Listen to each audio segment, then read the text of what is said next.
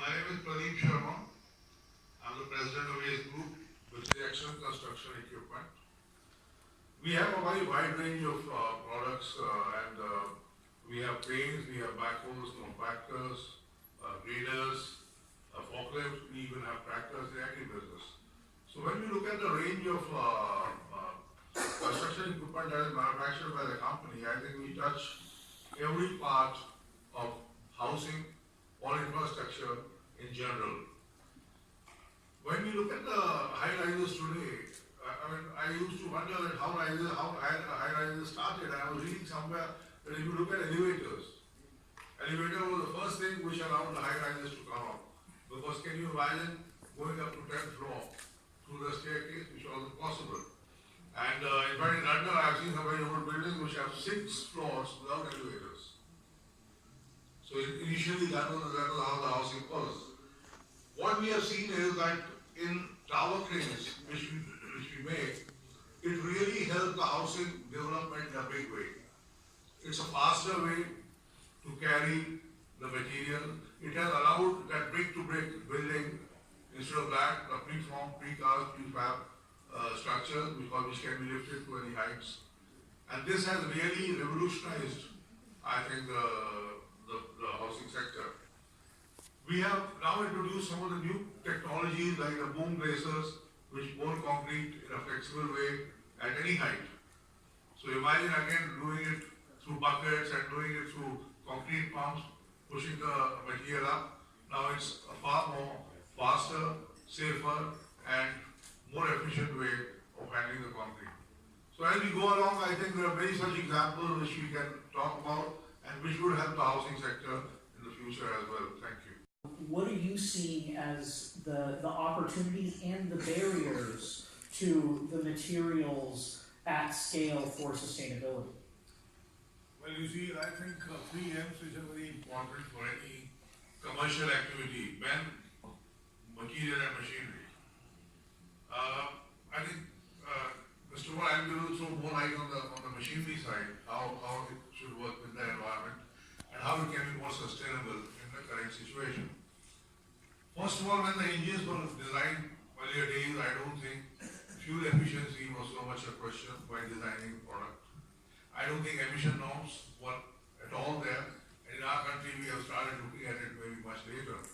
But today we are at a situation where we are going fast, even on the construction equipment, from BS3 to BS4. And I think in the next 2-3 years, you might be talking about BS5 and BS6. Now this helps in terms of fuel saving as well as the emission, which is pollution control. Very important part to understand is that when we design an equipment, it is not just the engine which pollutes, it's not just the engine which has a fuel guzzling.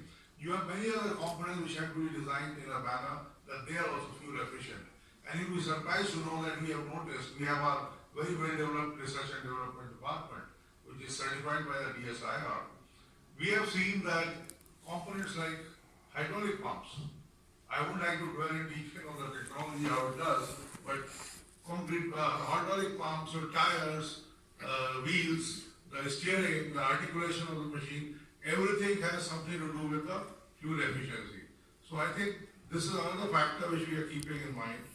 I would like to say on the bench you mentioned about the workforce, and I think very often in India we talk about skill development because we have huge workforce.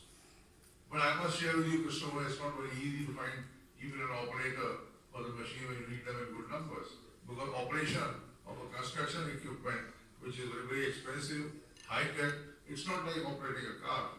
So I think we'll come to that later in detail. Thank you. Well, and let me just ask you a follow-up question on that. What do you think is the number one thing that we need to do to have a more prepared workforce here in the Indian context?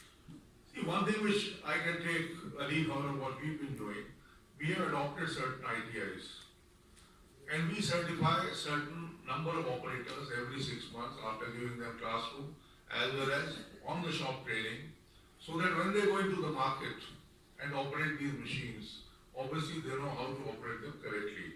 And this is important from many angles. I think Chandra was talking about the service centers being far and all those things, the parts availability and how the uptime can be increased. I think it's a lot to do with the men operating it.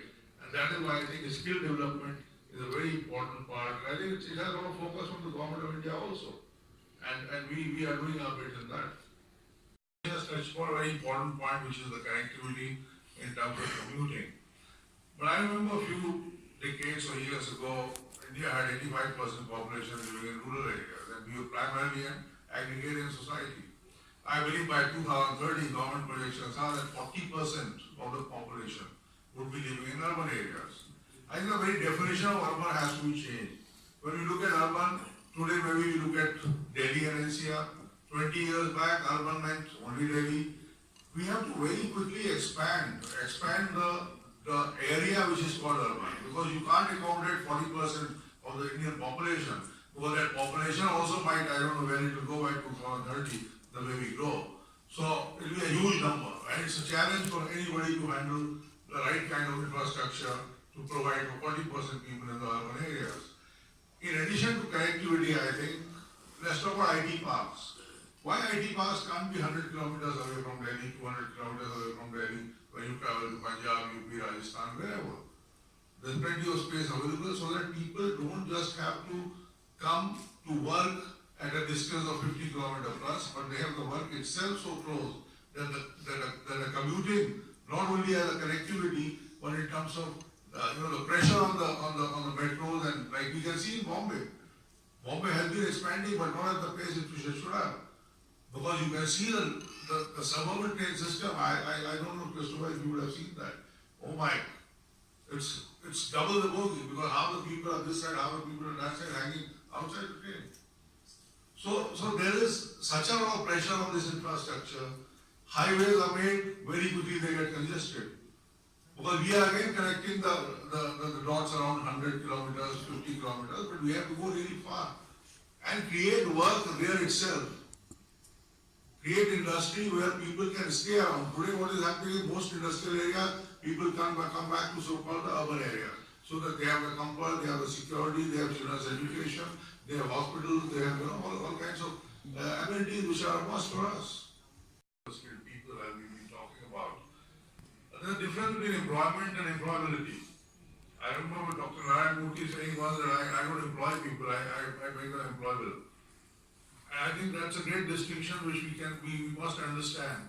So we have to train up a workforce which is readily available to do the challenge, or take up the challenge which is there. I think all of us have been emphasizing that we don't have the right kind of skills for the people to use the kind of expensive and high-tech equipment which are there. We are talking about today telematics. 15-20 years back, there were no safe road indicators on these machines. And a normal operator would tend to misuse the machine, overload it.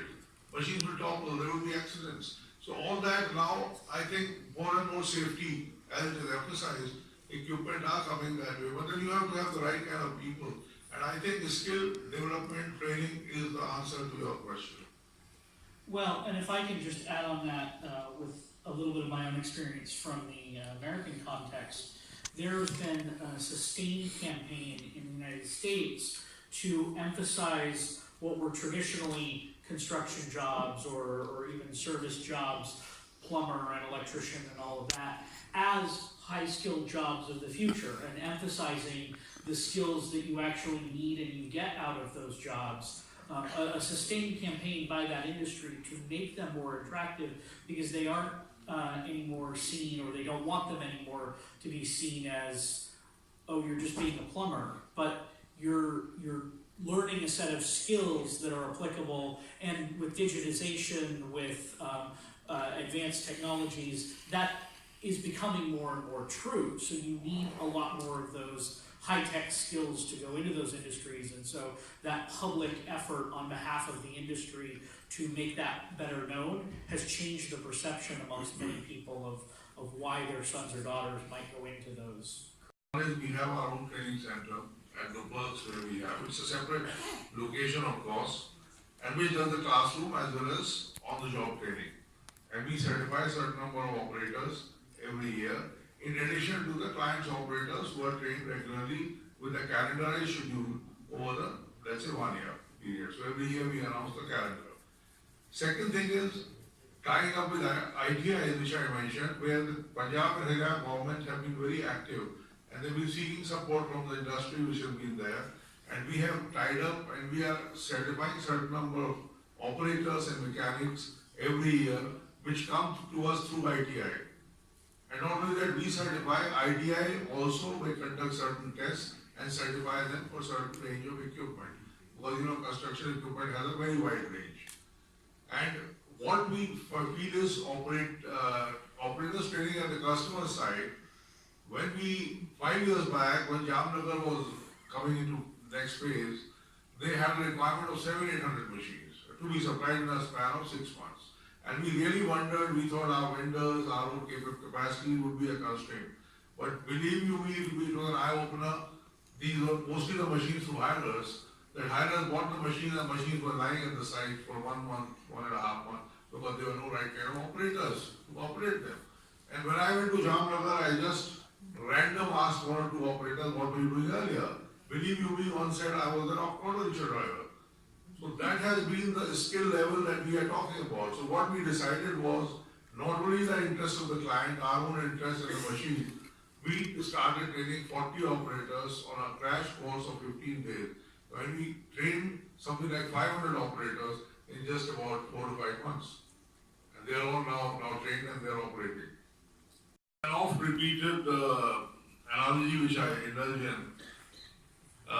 I think construction industry and construction equipment have to work very closely for the benefit of environment, society, the productivity, whatever.